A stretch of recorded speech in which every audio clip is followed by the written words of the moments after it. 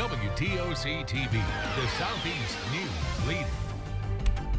This is an eerie look at the before and the after of historic downtown Jesup. A fire pretty much leveled 9 units of the Whaley Shopping Center. We have had team coverage in Jesup all day long and all night since that fire started. Our Elizabeth Rollins and Dal Kennedy covering the story, and both join us live at 5. First, we do want to go to our Elizabeth Rollins. And Elizabeth, it took a lot of manpower just to tackle this fire. That's right, Mike. Jody, 150 firefighters were out here for more than 12 hours battling this blaze well into this afternoon when we got here. And you can see they still have crews out here just sorting through the rubble, checking on those hot spots. When we first got out here this afternoon, they were dousing a lot of water on those hot spots. The fire chief tells me 2 firefighters suffered heat exhaustion and 1 broke his ankle. They went to the hospital, but they've since been released. The chief tells me this was not the first major fire in downtown Jesup.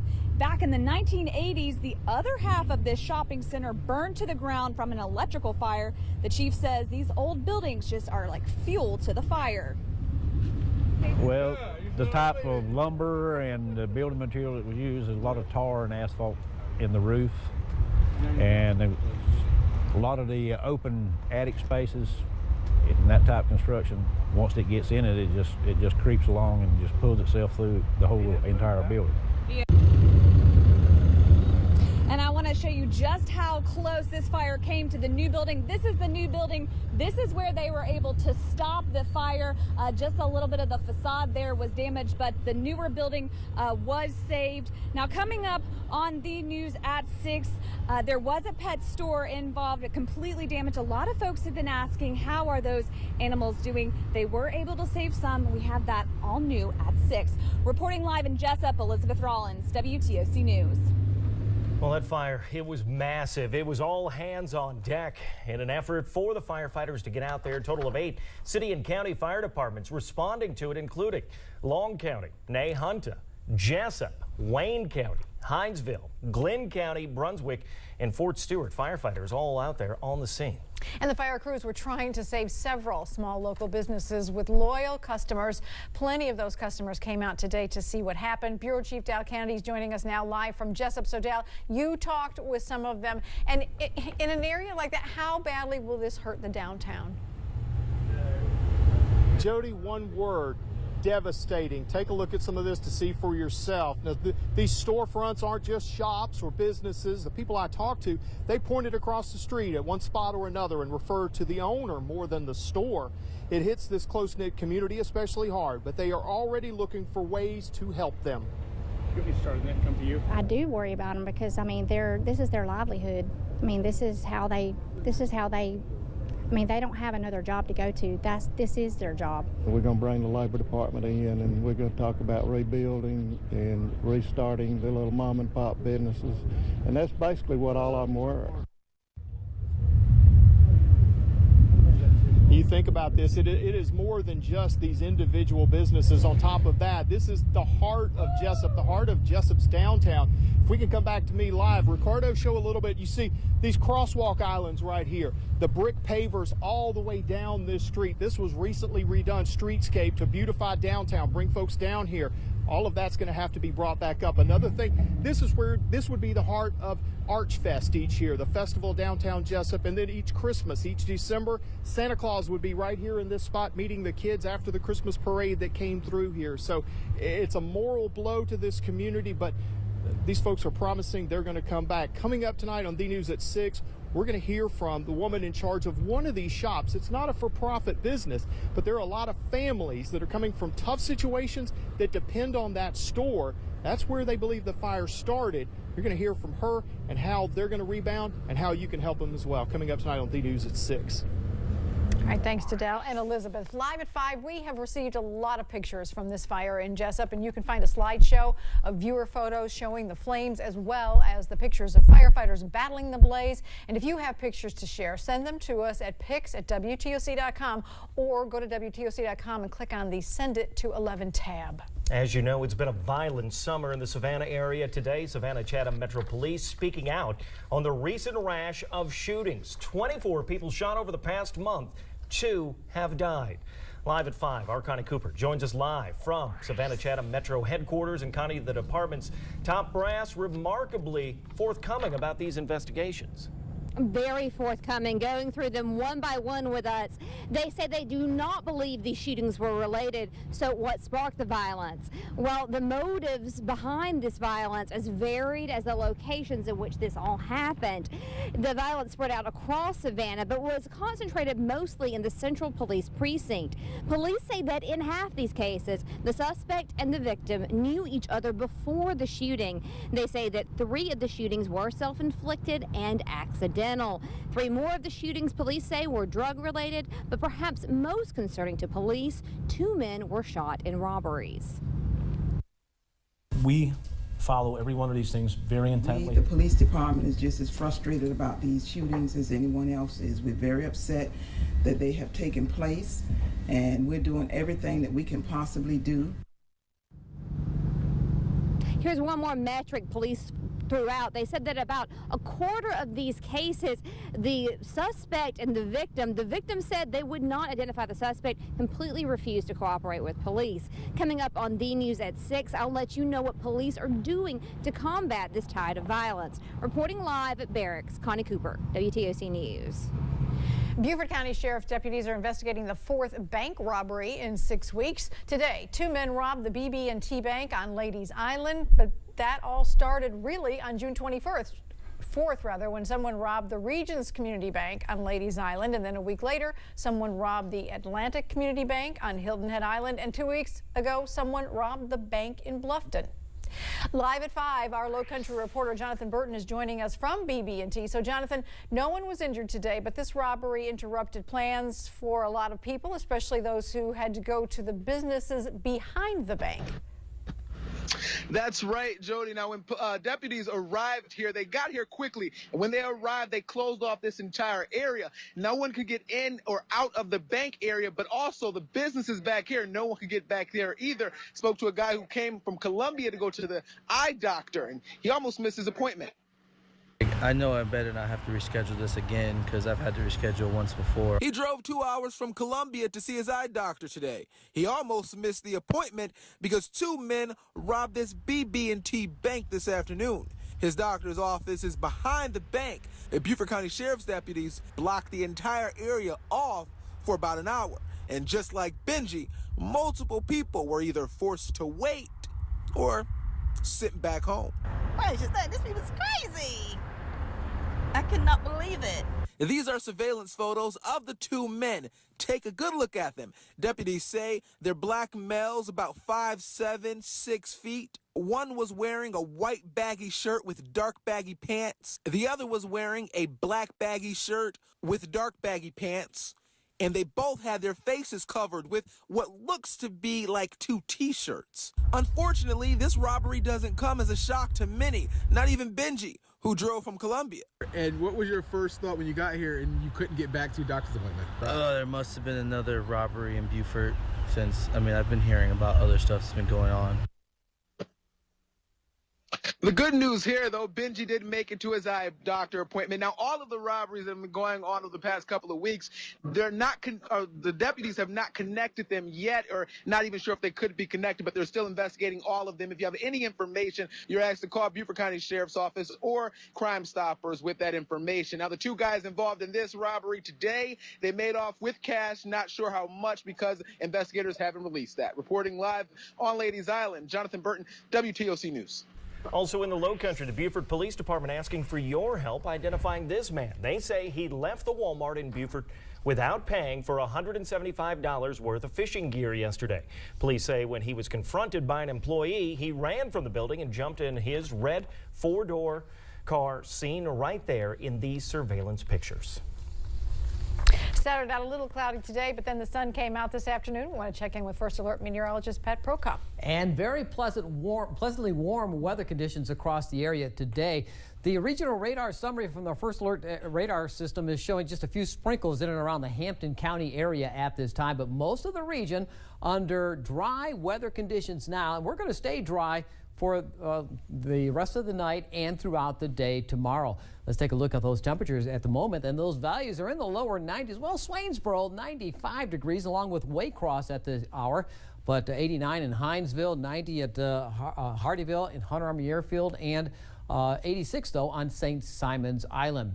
And looking at the conditions for the rest of the evening, fair to partly cloudy conditions will go to clear weather conditions throughout the night. A good evening to look at the stars as you are participating in the National Night Out for this evening. Travel across the area is moving fairly slow on the Wren Avenue. An accident there at Montgomery Street is backing up traffic both directions.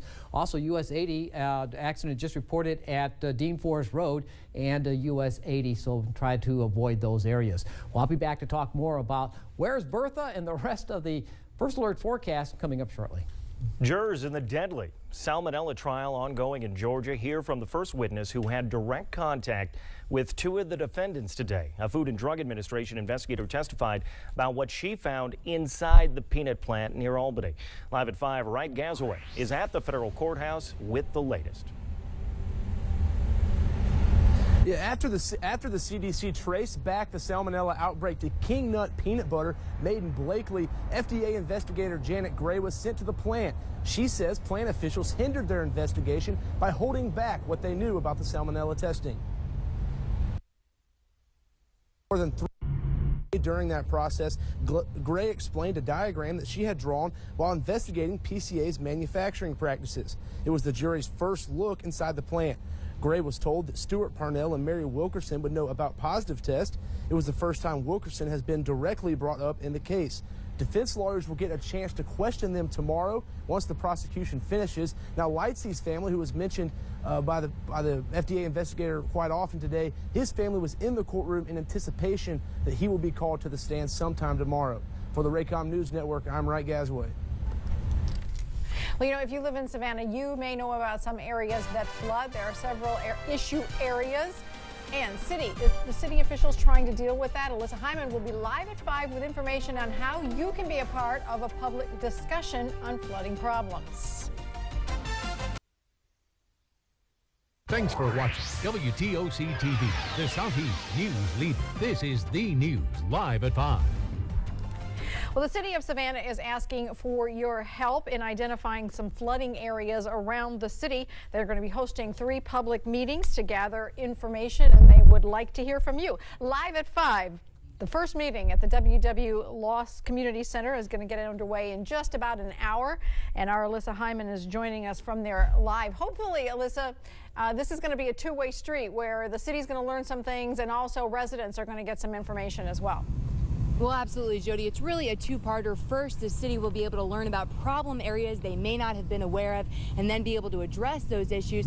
And in turn, the city's homeowners will be able to qualify for lower premiums on their flood insurance. Now, take a look at some of this video. Some of this video shot just a few weeks ago, just one of the many examples of flooding-prone areas in the city of Savannah. And the purpose of tonight's meeting is to allow the community to point out hazard areas like these that the city may not be aware of. The meetings are held every 5 years. That, combined with annual updates to the city's maps and plans, is all part of updating the flood hazard mitigation plan, a plan that helps the city address these flood hazards and apply for grants. It needs to be updated every 5 years and allows homeowners to continue to qualify for a 20% reduction in flood insurance premiums, providing multiple benefits to the community.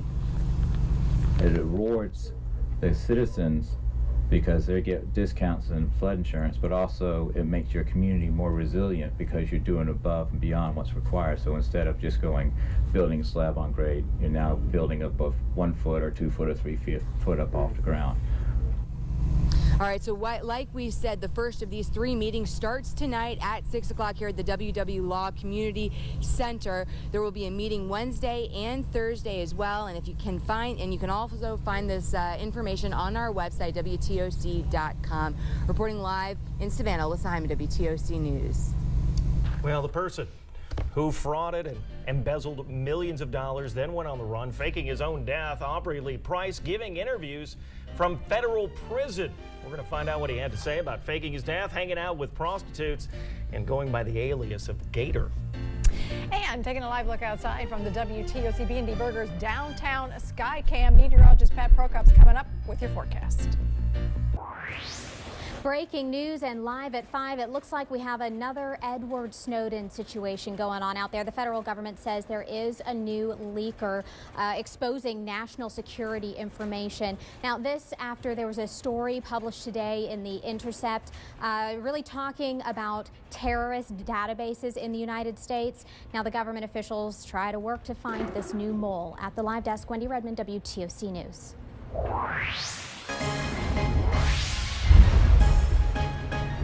We're enjoying a very pleasant afternoon, a little bit on the warm side, but not all that bad, and we're drying out. Satellite imagery shows mostly fair weather across our region. Sprinkles associated with these clouds over in the Hampton County area at this time, but not much to them whatsoever. And the rest of the satellite imagery showing generally fair weather across our region, which will remain throughout the evening hours, becoming clear overnight. Now, off to the northeast, there is Bertha moving away and continues to pulsate a little bit, but it's a weakening system at this time, becoming subtropical in nature. The National Hurricane Center has it down to 50 miles an hour at best. Moving to the northeast at about 21 miles per hour, kind of like midway between the U.S. coast and Bermuda at this time, and moving away. Here's the path.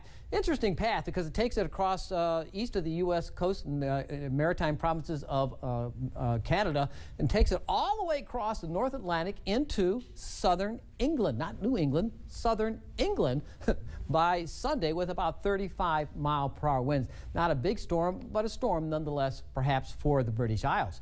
For us, we have fair weather, 91 degrees, humidity at 52% with a dew point of 71.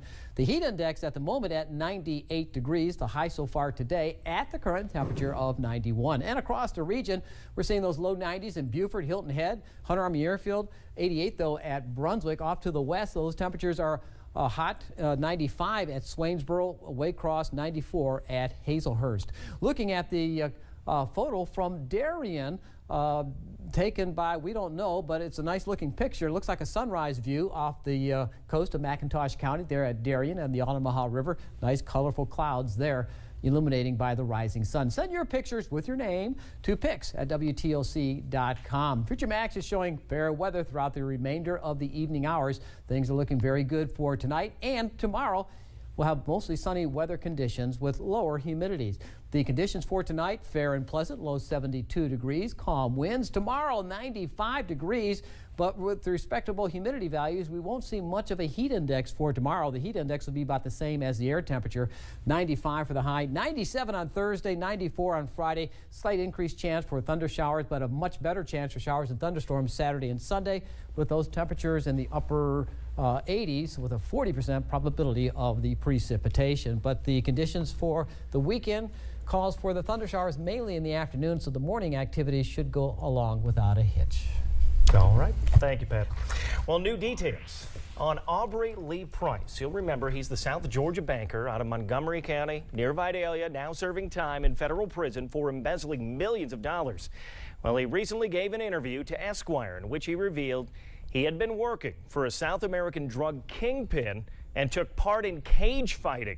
The former pastor also admitted to making friends with prostitutes and using various aliases while staying at cheap motels, but he says he remained chaste. New recommendations for women ages 75 and older on getting mammograms. Plus, health experts predict a rapid decline in the disease that currently kills about 15,000 Americans annually. We'll tell you more on what that is.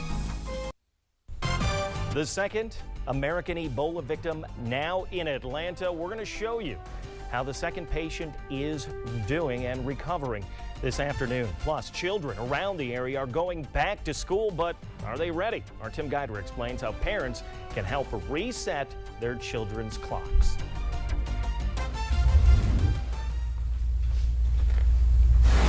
In health notes, a new study adds to the debate about mammograms. This time, it's for women 75 and older. Researchers at the University of Washington found older women whose cancer was detected by mammography had a 10% higher 5-year survival rate than women whose cancer was detected by self-exam or by their doctors. Currently, the U.S. Preventative Services Task Force does not recommend mammograms for that age group. Researchers predict hepatitis C will soon become a rare disease. Approximately 1 in every 100 people in the United States currently has the chronic illness, which affects the liver. But based on new screening guidelines and highly effective drug treatments, researchers at the University of Pittsburgh predict the viral infection could become rare by the year 2036. Police searching for the driver of a car that went straight into a gas pump. Look at that. And a restaurant shuts down because it's sinking. There was an accident on Dean Forest Road around Highway US 80. That's backing up traffic on 80. Also 16 backing up, 21, 516. It's a mess this afternoon in several locations. Drive time across 21 going out of Garden City to Port Whitworth up toward the Effingham County going very slow. And 278 over into South Carolina, the Bluffton area. Well, it's not showing, but it's going slow, but it is moving. Drive carefully. The News Live at 5 continues right after this.